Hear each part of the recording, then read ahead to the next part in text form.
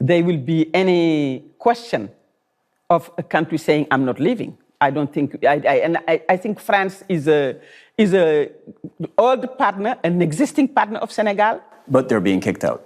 Just right there, you see that the reporter was very tricky with his questions. But the foreign minister of Senegal, she was very smart. You can see how she picked out her answers very well. But you know that Africa has suffered a lot in the hands of the Western reporters. Why was he asking such questions? And why is he always African leaders to explain themselves? They keep explaining themselves to all these Western reporters. And you barely see African reporters asking the Western leaders to explain themselves this way, to explain what they have been doing to Africa. Why is he always like this? I keep on asking these questions. Why are they always doing this? But let's just watch and see how she responded, because I think she's very smart at this point. But they're being kicked out. The army, the French army is leaving. Asking the French army to leave doesn't mean you are kicking the French. I mean, if the French, I don't think the French sees it as you do. Well, about that, when you see a French diplomat walk through the door, you're foreign minister of Senegal, what do you see? Do you see a friend? Do you see an ally? Do you see a rival? Do you see an exploiter? What do you see? I see a diplomat.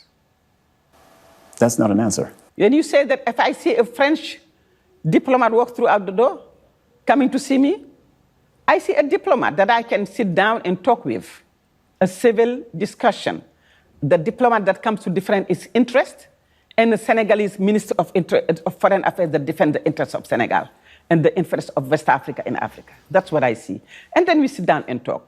It's always, out of conversation, we always can find consensus. But it's up to us to say what we want. It's up to us to negotiate and discuss until we find a common ground. And what do you want? What does Senegal aggressivity. want? What does that relationship look like going forward?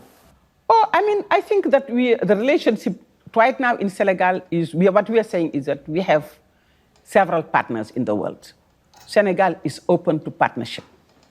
And we are not a colony, we are an independent country, we are a sovereign country. And like any sovereign country, you have the liberty to partner, to negotiate, to discuss, to exchange with everyone else.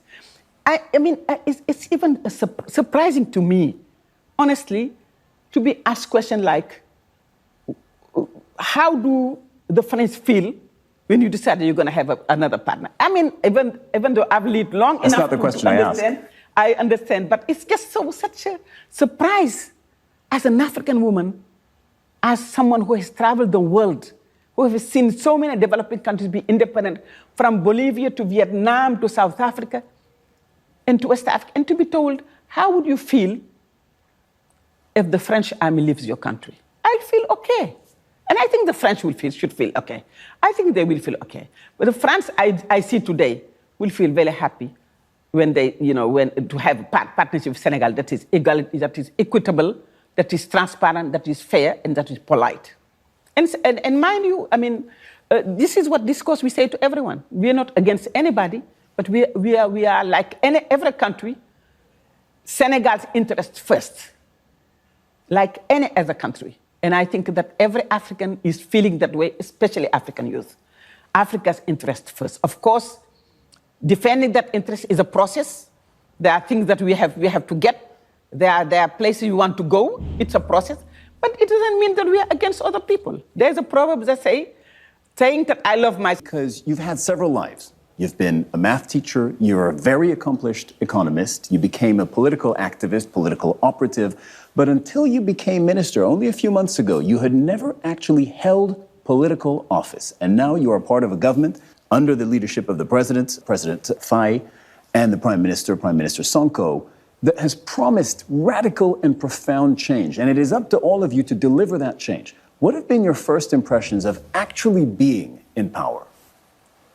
A high sense of responsibility. And putting to myself that there is a need for accountability. And this is because of how we came into, leading the country. We went through a very intense process of contestation, of resistance, of people who, young people, lots of people who lost their lives, of people who got incarcerated. I mean, our president came out of a prison with our prime minister a few days before the campaign. We campaigned during Ramadan, and this ocean of young people, masses of people in front of us cheering with the message of hope. So I had a high sense of lots of responsibility on my shoulder, on the shoulder of the government, of expectations that the Senegalese had and trust that the Senegalese had. So every morning since then, I tell to myself, make sure you do your very best and make sure you work hard so that what you have promised the Senegalese and what you have presented as a program, you do your best to do it and make sure you tell the truth. Yeah, well, the president and the prime minister have raised expectations. They have set expectations very high for their government, the government that you're a part of. But has there been, since you've been in office, has there been anything that has surprised you about actually having your hands on the levers of power, about how it works when you close the door and you're inside the ministry, the ministerial cabinet, the presidential palace, the prime minister's office? Well, yes, indeed. First of all, discovering what you find between what you thought was going on in terms of the books, in terms of, the finances, in terms of human resources, in terms of, what you thought you were going to find and what you see. I think this is going to be this is what we thought was happening. This is what we proposed as a program based on what we thought was happening and based on the evidence we had in our hands. But this is what the reality tells us. And how do you deal with that? Meaning, what do you mean by the reality? Meaning, you discovered the reality, things that you... First of all, when we were campaigning, we knew there was high level of corruption. We knew there was bad governance. We knew there was distrust in the legal system by the Senegalese. There were a lot of issues of governance, be it financial governance and political and social. We knew also that there was a big disparity between the cities and the rural areas in terms of investment, in terms of attention, in terms of, just taking all of the citizens, be them rural or urban, at the same level. But when you come and you find out really that, for example, the level of debt of Senegal was way much higher than what it is, you wonder, where is the money? What did they do with this? So you're saying the public accounting was wrong and the numbers that had been provided by the previous administration with respect to debt, for instance, were untrue? Were inaccurate at all, totally. So when you find that out, then you have to say, what do we do? We know the consequences of saying that, but what do we do? Do we hide it and continue, or do we tell the truth? I think that was a very major decision. And we said, look, we came here with a lot of hope and a lot of expectation of changing, of a systemic change. And the systemic change starts with behavior, starts with attitudes, starts with really saying what is the reality of the situation. So we decided to go ahead and tell the truth. I also found... Can I jump in for a second? Because that sounds very noble, but you know what your critics would say? Your critics would say, well, this is a political ploy that is used by most governments when they come into office. They say, actually, the situation is far worse than what we even imagined.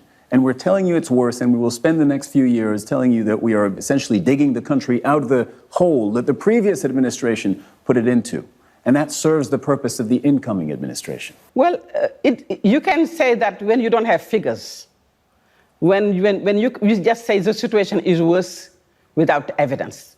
But when you have statistical evidence and figures, it cannot be told like you are just telling that to make the situation comfortable for you. And I think the Senegalese appreciated that, because at the first, people who are really concerned as the Senegalese citizens, Senegalese people, they appreciated that, they understood that, and they believed that. And what we said was based on facts. They were based on statistical data. They were based on figures. So I think the answer is, of course, how do you now move forward and develop a program that will enable you in a very difficult condition to at least set the stage and realize what you plan to do. Because it's a commitment to the people, but it's a commitment to ourselves also. Yeah, and your voters, as we said, have high expectations of this president, this prime minister, and your government. We will talk about policy in your program in just a second, but I need to talk about the political personnel at the very top of the Senegalese state, the president and the prime minister. They have a very close political bond, and they have an unusual journey in the sense that the person who is now the prime minister, Ousmane Sonko, was the person who ran for president. He was the natural candidate of the now ruling party, PASTEF. It looked for a while like he was going to be the president. But then, as we know, he was barred from running. He was jailed for the better part of last year. So was the current president, jailed for the better part of last year. And as you mentioned, they were released from jail days before the presidential election earlier in 2024. Because Ousmane Sonko was barred from running, Bassirou Diomaye Faye ran in his stead. And he called himself a substitute candidate. Now he is president. He is at the head of the Senegalese state. And the person whom we thought would be president is under him as prime minister. So the question is, who's running Senegal? The president is running Senegal. Senegal is being run on the basis of a program that we promised that we are going to put in place. And that program is what we presented a few weeks ago, Senegal Vision 2050.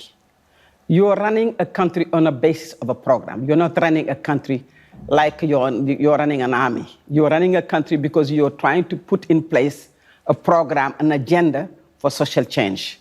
And that's what we have in place. We have a government, of course, because we need institutions, and we have a strong government when you have a president that has his role as a president, and you have a prime minister that is in charge of implementing the program put in place by the government to serve the Senegalese. What is that system? That's what I'm asking you. How do the decisions get made? Oh, the decisions get made, first of all, in terms of, when we developed the program, we developed it on the basis of what we found, on the basis of what we call the project, what we promised the Senegalese we are going to do, on the basis of the resources that are available. So the president is not the one who's saying, this is a program. The program is formulated by experts, by people in public policy, and that's the program that the president will approve after he says, yes, this is the program, and the prime minister. So that program is the agenda of Senegal 2050. The reason I ask you this question, and I know they are on the same page politically. They are from the same party. They are aiming for the same things. And I'm not suggesting otherwise. However, inevitably, at some point, there is going to be disagreement on the vision for Senegal, on public policy, on what to do next, on how to handle a crisis. There is going to be inevitably some disagreement between the president and the prime minister. Who's going to carry the day there's a disagreement? Disagreement is healthy. Out of disagreement, always a solution comes out. And as long as you disagree and you understand why you are here, where you are, and what you are here for, you can always find a constructive outcome from the disagreement. And that's what I'm seeing. That's the experience I'm living with the president and the prime minister. And I think they complete each other in terms of the program that we are running. And I think they're very conscious of their role and what they want to achieve and how they want to work together to achieve this role. So let's talk about how you do that. Your government and the president and prime minister won this election. And I would point out, by the way, that the president was elected in the first round, 54% of the vote, which nobody expected they would do because there were, give or take, 20 candidates running, and he won in the first round. It's quite remarkable. But they promised to reduce poverty, they promised to fight corruption, and they promised to tackle youth unemployment, which is massive in Senegal. These things are major, and Senegalese voters are expecting your government to deliver. How do you do that? Well, first of all, I think you have to put institutions at work.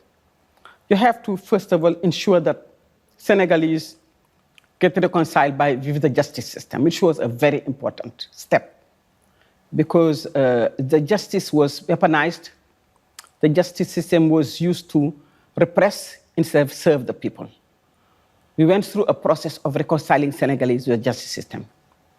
You also have to have stronger institutions especially for fighting corruption. That is a very important area of work to tackle. meaning that, first of all, putting process that put really transparency in the management of public funds, but also ensuring that anybody who have been responsible for, mishandling, embezzling public funds responds to that, accountability. Anybody, you say? Anybody. Do you have anybody in mind? I have no one in mind.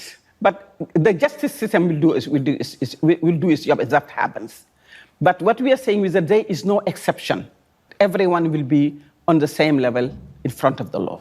Some people could listen to what you just said and wonder if that means that PASTEF and your government will go after the previous administration and will use this transparency, accountability, and maybe hunting down any embezzlement that may or may not have occurred, if there is proof. We've been here for 8 months now. And we just went through legislative, elections, parliament. Which you won handily. Which we won 130 seats over 160. But candidates who were here before, who had jailed people, who have done many, many things, were able to run, to campaign, side by us. And we said, let's use due process and democratic processes to, so let the Senegalese decide. So if we were going to hunt people, we would not have allowed them to run because we were prevented from running in the last, parliamentary election, presidential election, and we didn't do that. So I think that we are not in a manhunt mentality because we have a lot of work to do. And I don't think that, our priority is to really try to do our best to realize, put Senegal forward, to ensure that we do our best to respect commitments we have taken. So there's no witch hunt from this government against the previous government, under whose authority, I would remind our viewers, Mr. Bassirou Diomaye Faye, the current president, and the Prime Minister Ousmane Sonko spent almost a year in jail. There is no witch hunt. No one has seen any witch hunt, so there is no witch hunt. Let's get back to the policy of one of the main, I think, central planks of your government's platform is poverty reduction. This is one of your areas of expertise. As we said, you were an accomplished economist at the United Nations, held various positions.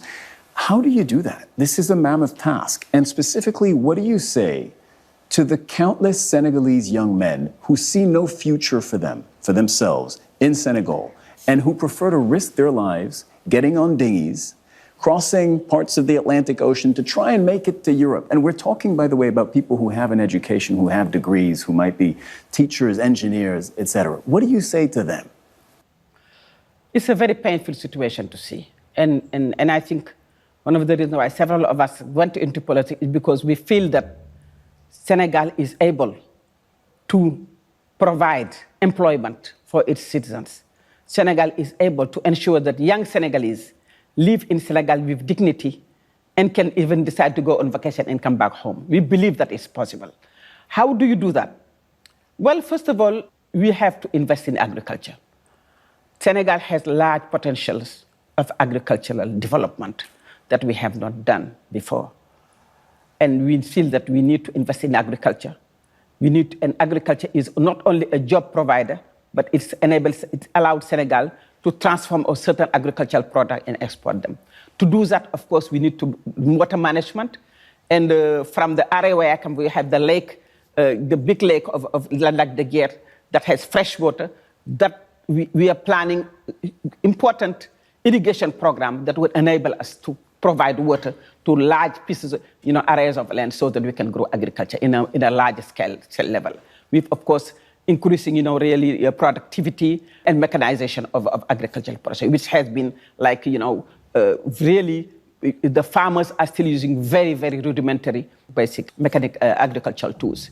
It is also ensuring that Senegal resources benefits the Senegalese first, meaning that we have, iron ore, we have oil and gas, and those resources can be exploited, but can be transformed in Senegal. Okay, but who is that money going to go to? And for the benefit of our viewers, I would remind everyone that Senegal just this year has entered the club of oil-producing nations. This is very new. Only a few months ago, Senegal began producing oil at an offshore platform. That specific platform, and other oil and gas facilities will come online.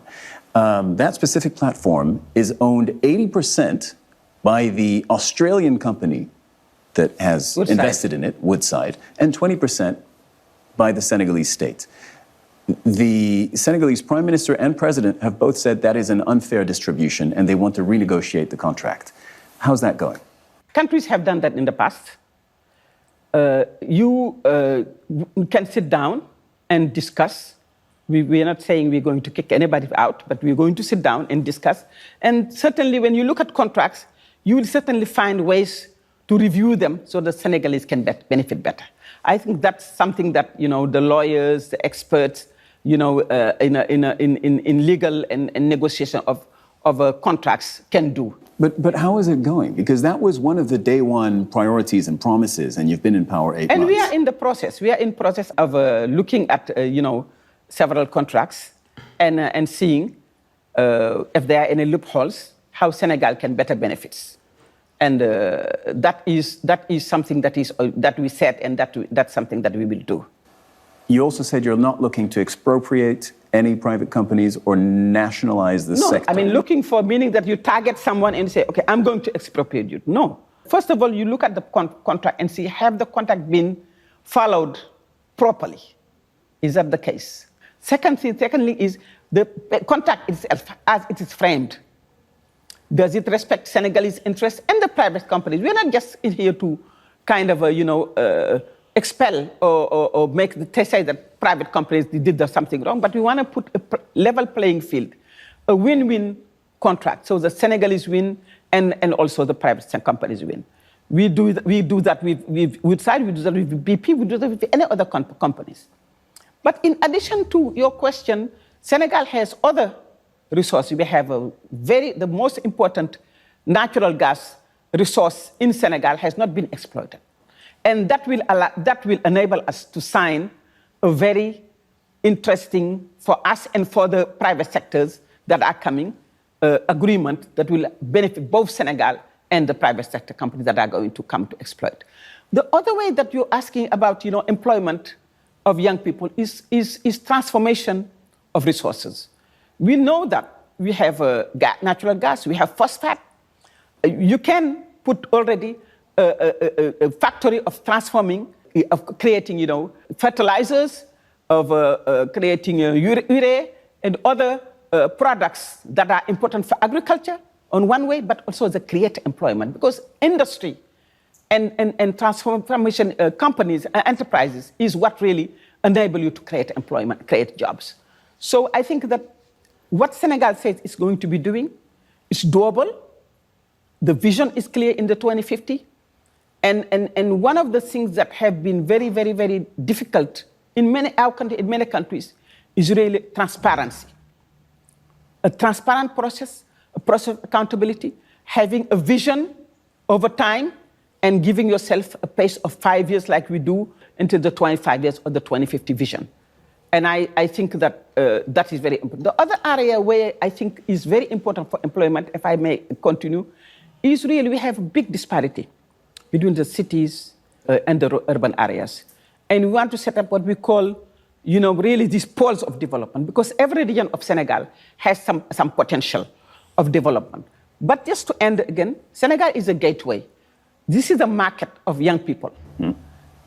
Half the population is under the age of 18. 75% of the population is less than 35 years. The medium age is 19 years old. So these young people are buyers, they are creators, they are generators, they are workers. So it's a market. And Senegal is a gateway also for West Africa.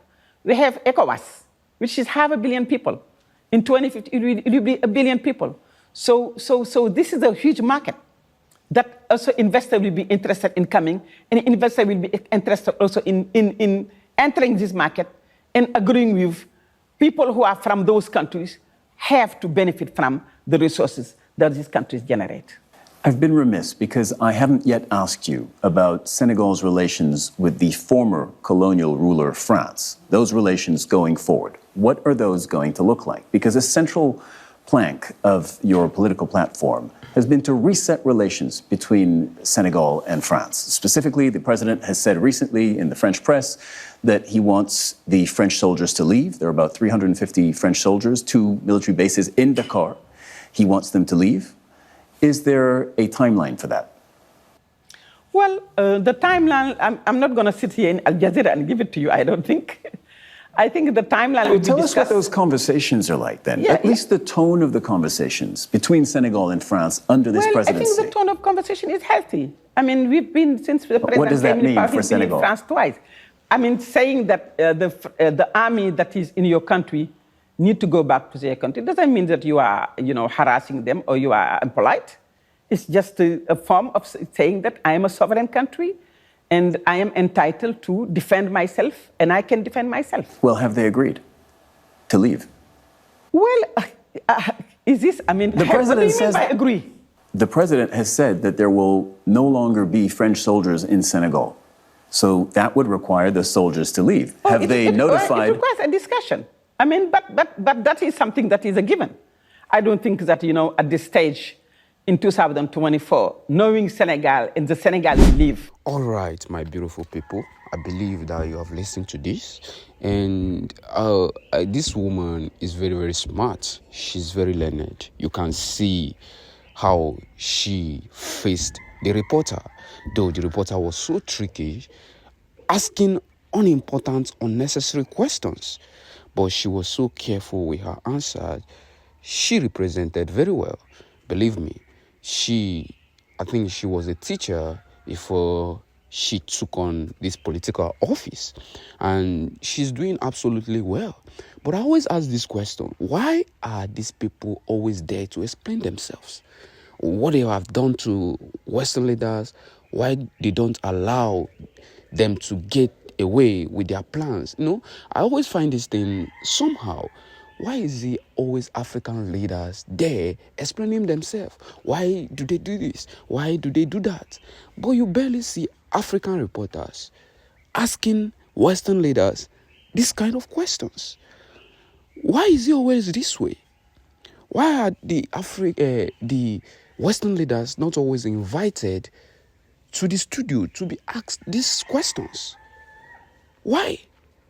It is somehow, and I keep on saying it, let's always come out and have them on the table to talk why they keep on doing what they are doing, why they keep on trying to bring their bases to Africa, why they always want to have their bases in Africa, because it's not really, you can't call this thing democracy anymore. It is a kind of control. You and I know this.